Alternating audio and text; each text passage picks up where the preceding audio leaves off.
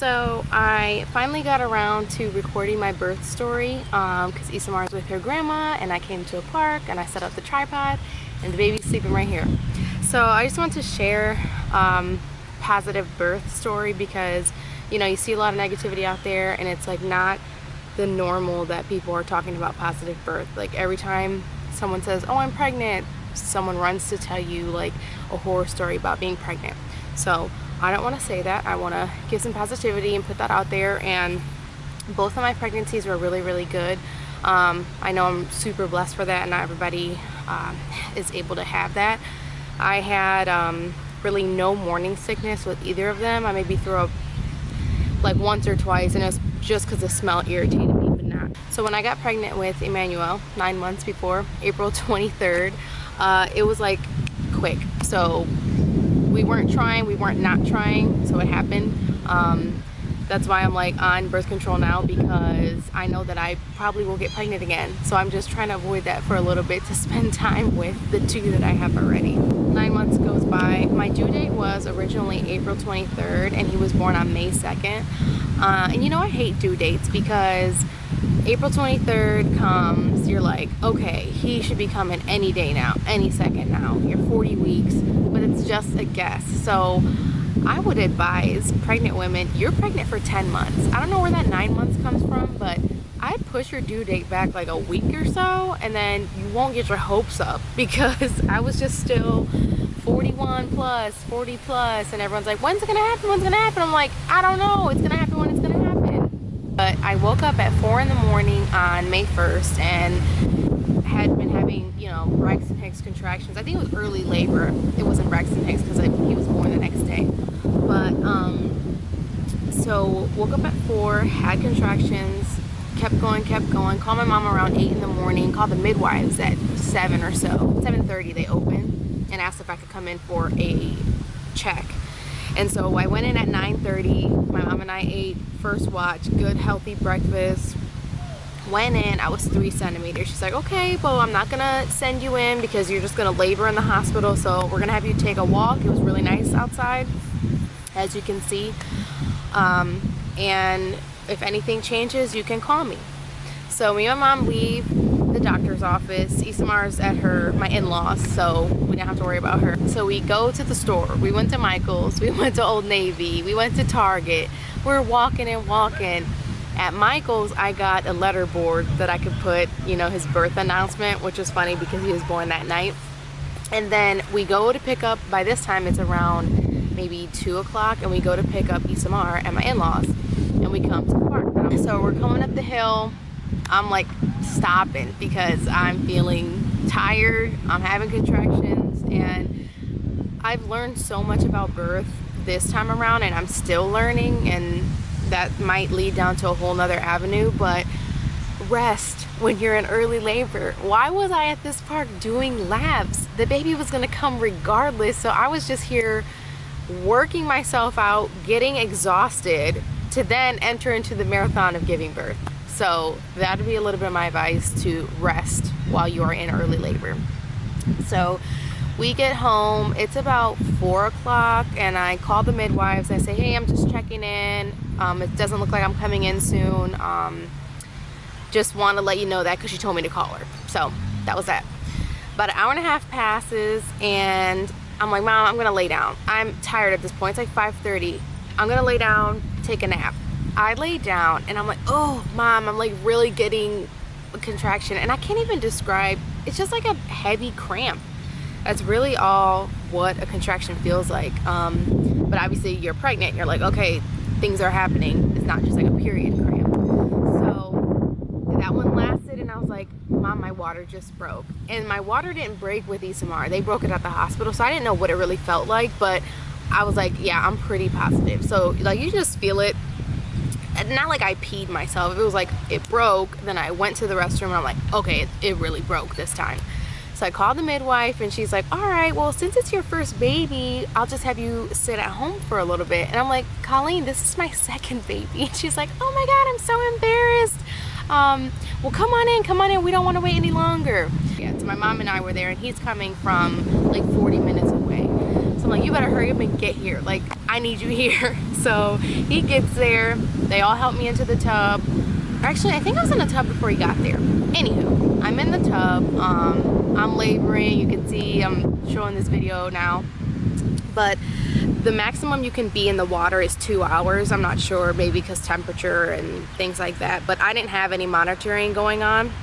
She would just come once in a while and put the monitor on and check, because that's a part of the holistic process, that they don't really monitor you if you're in good health and the baby's in good health. Then they just let like the process happen of birth, which is nice. And so 2 hours comes, and right at the 2 hour mark, I'm like, all right, I want to get out of here. I'm hot, it's too much. But the jets really did help, so I recommend that. If you can labor in the water, I would. I don't know if I would want to give birth in the water though, because after the 2 hours I was good, or maybe I just wait longer until you get in the water, but it was relieving so much pressure that maybe you're in there for 2 hours, you get out for 30, get back in if you're going to deliver in the water. So I get out of the tub. It was probably like 9:30, and he was born at 12:02, so I still had 3.5 hours to go. Oh, it was crucial and hard, and I really worked out for this one. Isamar, it was like I gotta push, she came right out. This one, I was on the peanut ball, I was on all fours, I was rocking back and forth. At one point I told Claudio, oh, I can't do it, you know. When you get to that point, it's like your baby is about to be born, because you are just at the end. So finally, it's like 11:45 p.m. I'm sweating, my mother-in-law is fanning me, my mom is rubbing every single part of my body.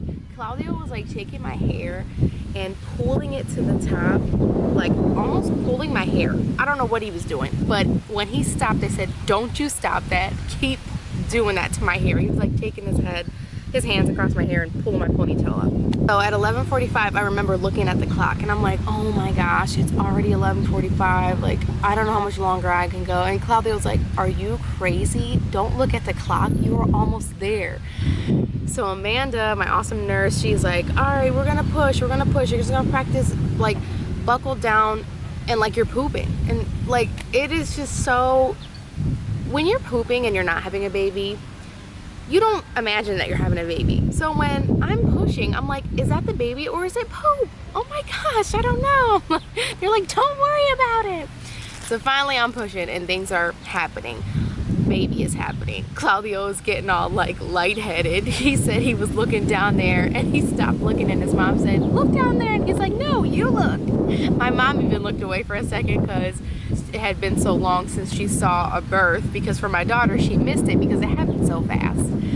So 12:02, Emmanuel was born. And you know, as soon as the baby comes out, it's like, oh, thank God that is over. And that's what I said as soon as he came out. Thank God I'm healthy, thank God he's healthy, but thank God that's over, that labor, that hard work.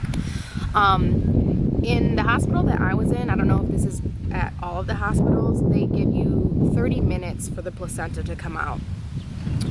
So we reached the 30-minute cutoff, and my midwife was trying to get it out, couldn't get it out. And this is the part that they don't talk about often. They're pushing on your belly. Like, baby's out, the baby's sometimes, I think the baby was maybe getting weighed, or I had him, I don't remember, but they're pushing on me. And I'm like, oh my God, like, you're swollen, you're tired, you just put this baby out and all this pressure's on you. It wouldn't come out.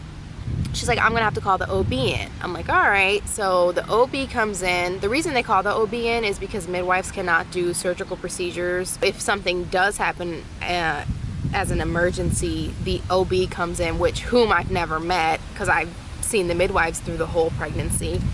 So he comes in, really nice guy. He's like, all right, this is what we're gonna have to do. We're gonna give you an epidural. Mind you, I just went through 7 hours of natural labor and had the baby fine, and I didn't have an epidural. He's like, you don't want to feel us tugging on this placenta. So I'm like, okay. So already I'm just emotional wreck because I just had a baby, okay? Human being.